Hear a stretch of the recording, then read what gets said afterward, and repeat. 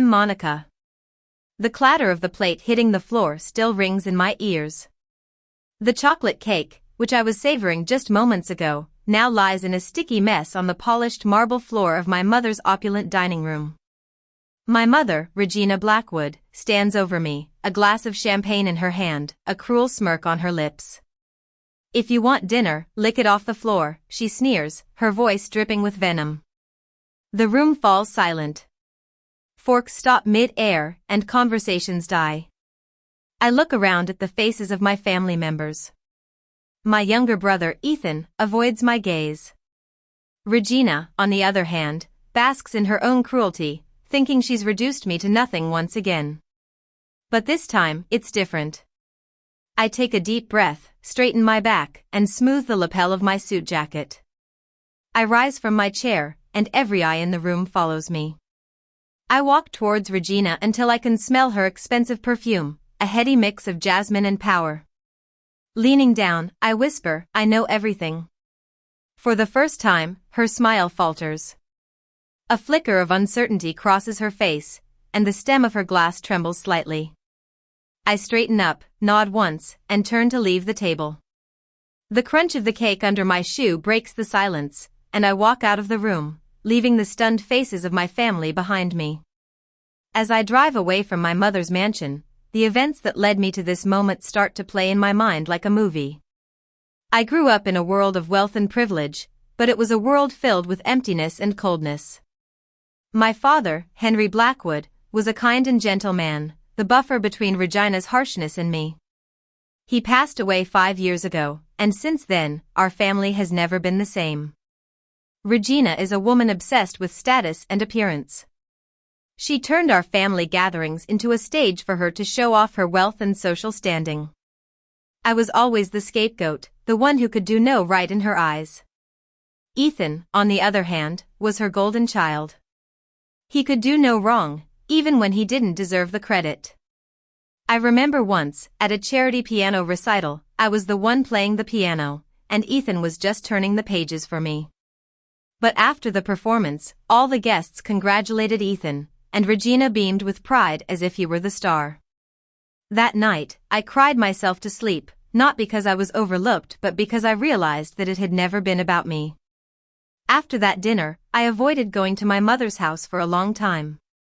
But family obligations are hard to ignore. One sunny Sunday afternoon, I found myself walking through the grand oak doors of the Blackwood mansion again. As soon as I entered my father's study, I noticed something was off. The room, once filled with the quiet dignity of my father's presence, now felt empty. The glass case on the sideboard, which used to hold my father's precious silver cufflinks and his gold pocket watch, was empty.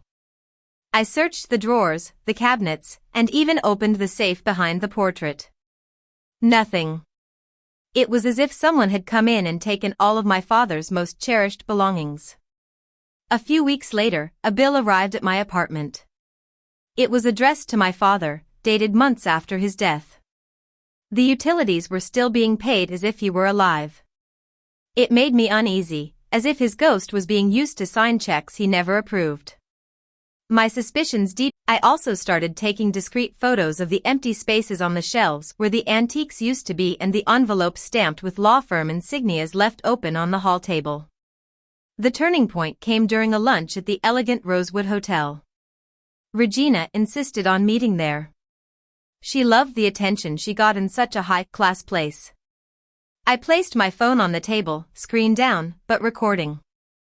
As we sipped our coffee, she started talking in her casual yet boastful tone. "I've had to reallocate some of your father's assets," she said, waving her fork carelessly. "After all, I've worked hard for this family. Decades of sacrifice entitle me to decide how they're used." My stomach churned, but I kept my calm. The phone captured every word she said, the clink of her diamond bracelet as she gestured, and the arrogance in her voice. Suddenly, she noticed my phone. Her eyes narrowed. "Why is that there?" she asked. For a moment, I thought it was over. My heart raced, but I casually picked up the phone and slipped it into my purse. "Just keeping the table clear," I said, forcing a smile.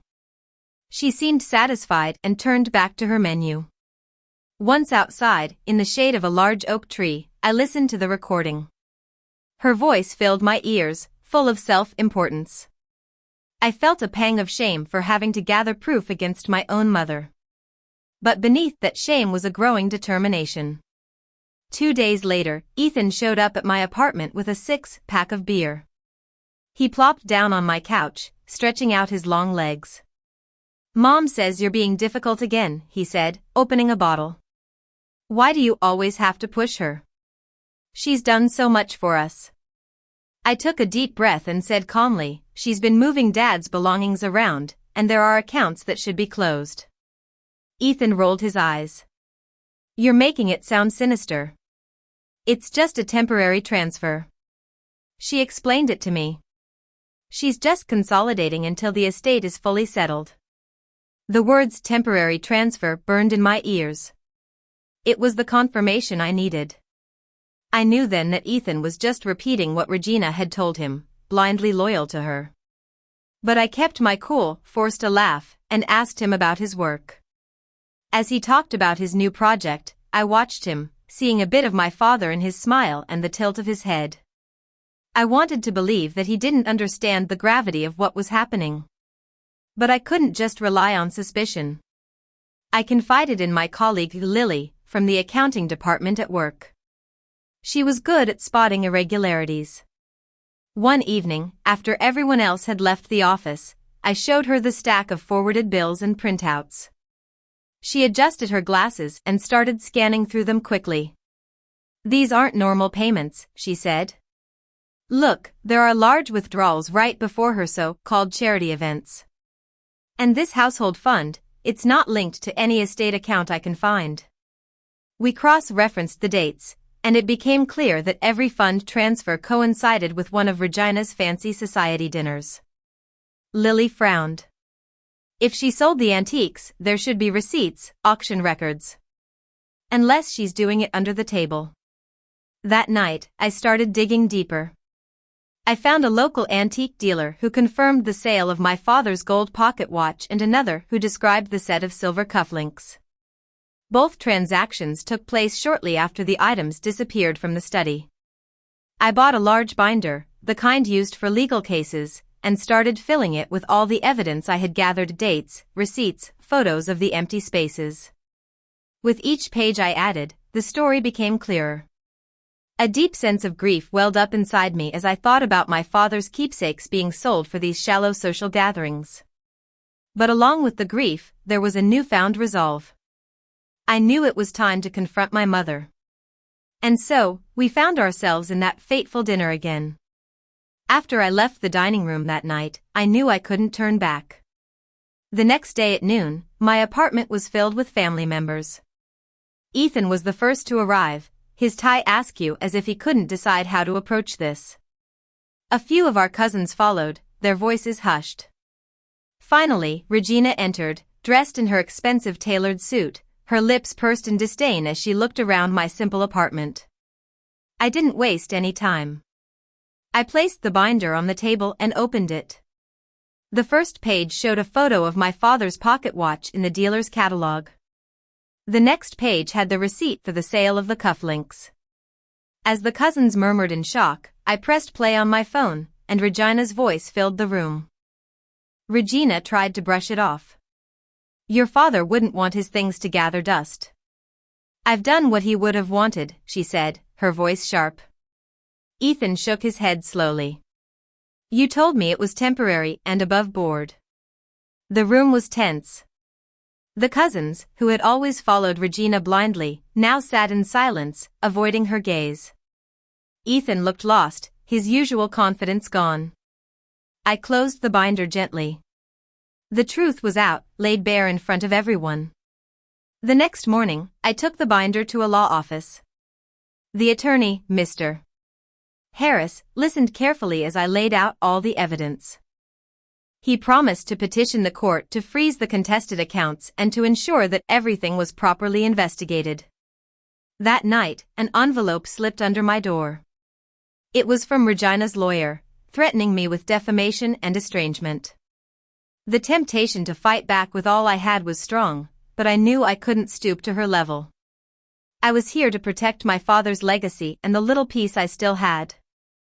A few weeks later, Ethan came to my apartment. He looked tired and defeated. "I didn't know the half of it," he said softly. "I'm sorry.